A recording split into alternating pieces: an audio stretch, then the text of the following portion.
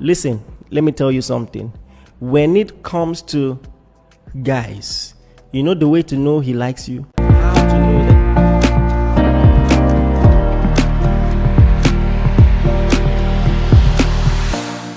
How to know that he likes you? Number one, his compliments aren't always physical. You know, I know you like it when maybe a guy says, the shape of your nose, it seems like it was carved in the best ivory making company, you know, and all of that. You like, you know, your neck reminds me of the Eiffel Tower. You know, you like all those kind of scoop. But I want to say this.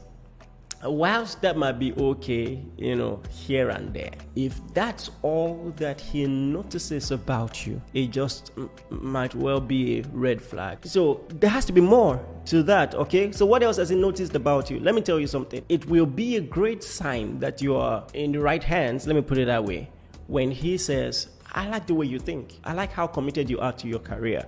I like the way you make decisions. So when he notices something else about you, that says a lot. Because let me tell you this, when it is centered around sex, you will be very deluded, because a guy will pretend, go to church, do anything to get your back on his bed, and he will imitate all the symptoms of a genuine love situation, but just to get your back on his bed. Listen to me, please. About the surest way to test the sincerity of the motives is to take sex out of the picture. Take it out the way and see what's left. This is one perfect way to just sieve the wolves from the sheep, you know. In fact, the first step I gave you, is very powerful, and this one, you can as well just close your window now, because most times, guys who are not serious, the moment you just shut the door of the conversation regarding sex and they see they are not making a headway, they begin to post you. They are no longer interested in dates. They were enthusiastic about seeing you, but now they are giving excuses, because the moment you say you're not interested in sex, now they don't want to see you, because it was really about the sex, and they begin to avoid you, and they even get irritable or just whimsically bring out flimsy, occasions for quarreling. So bear that in mind. This is one important key. See, let me say something to you. A guy will cross 7 oceans, climb 1,000 mountains to get your back on his bed. Some of you know what I'm saying. Don't play games. As long as sex is even in the conversation, as long as some overly flirtatious conversations are even permitted, it's very difficult to test the sincerity of the motives. I want to read a story to you. Some of you know the story, a very touching story in 2 Samuel chapter 13 verse 4. So this guy, Ammon, was in love with a lady named Tamar. He said he was in love.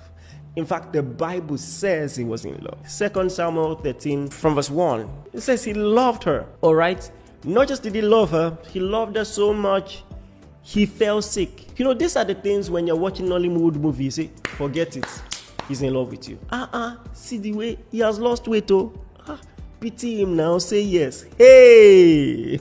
Sister! And here's the thing. Some of us ladies, unfortunately, we come from dysfunctional homes. We're not used to hearing I love you. And so when someone comes not just holding red flags, wearing red flag, you will still just walk in this self-delusion that maybe there is some iota of truth in it. I'm begging you. It doesn't really matter how sincere he sounds, how sincere he looks. There are some things that jeopardize the whole thing. And in fact, let me tell you this. Some guys even truly believe they're in love. They truly believe. And you save them from that self-delusion by, number one, removing sex. Just remove sex first. Put it aside.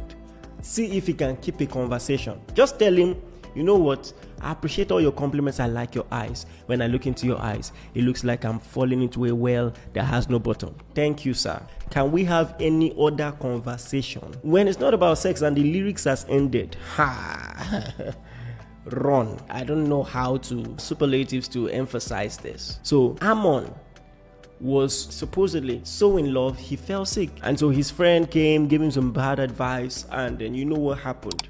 Now, this guy who was supposedly in love pinned this lady to the ground and raped her. And all of a sudden, listen, this happens all the time. It is after an ejaculation that a man's sincere motives are revealed. That's where your eye will clear. When this guy who thought he was in love just moments before, when he had his way, not only was he no longer in love, he hated her. If you give your back to someone, who is just after your body, that's where it's going to end. Number two, a guy who truly likes you would take initiative, to be around you, to spend time with you. Like I said, this is nothing sexual. He just wants to spend time with you. And let me say this.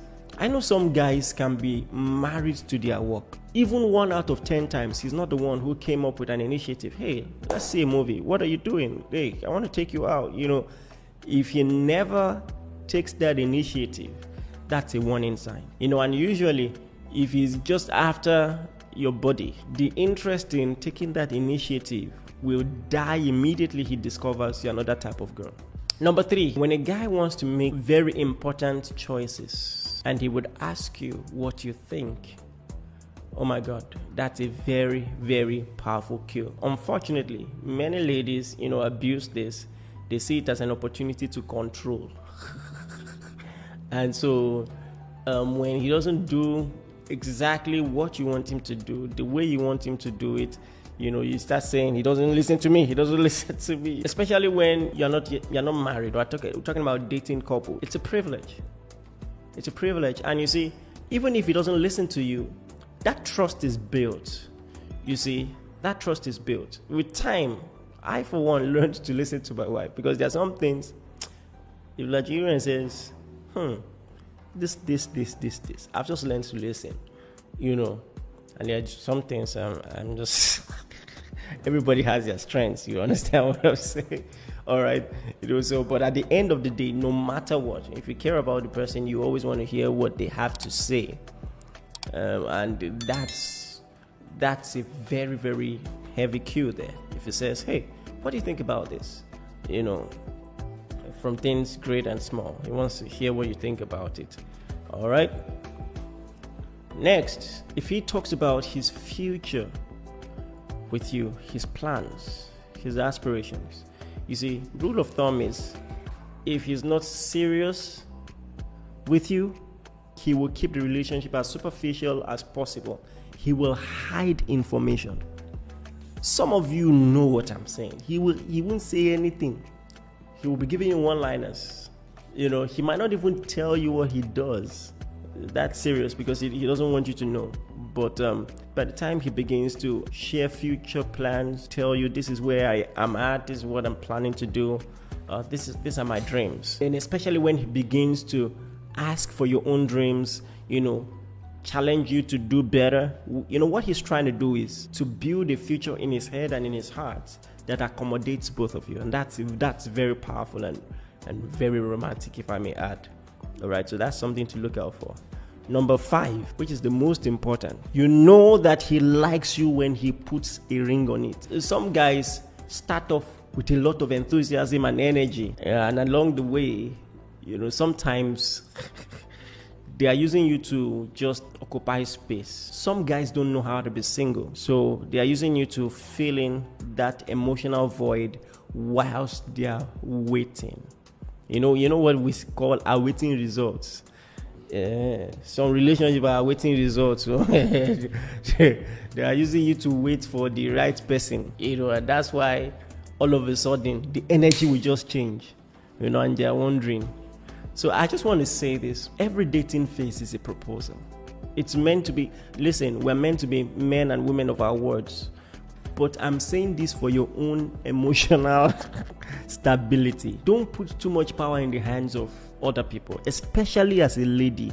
Learn to match the energy. And this is a very important balance, because you don't want to be doing below what he's doing, and you don't want to be doing significantly above what he's doing. Listen, I'm not saying, as a child of God, you should love everyone, but when it comes to just extra, some of you make it more precarious. Small toasting, you are already wearing matching clothes. I should be doing his view, my 5 days relationship. The guy who was serious before has become afraid that which kind of life it is. and all of that. You're already so controlling and all of that. So there's that to match his energy, all right? And just let him take the lead. Let him take initiative. There's a way to just set the ball rolling and allow him control the steering wheels, all right? And just that's like a conversation for another day, but I think this is very, very important, because at the end of the day, no matter how perfect you are, even Jesus was betrayed.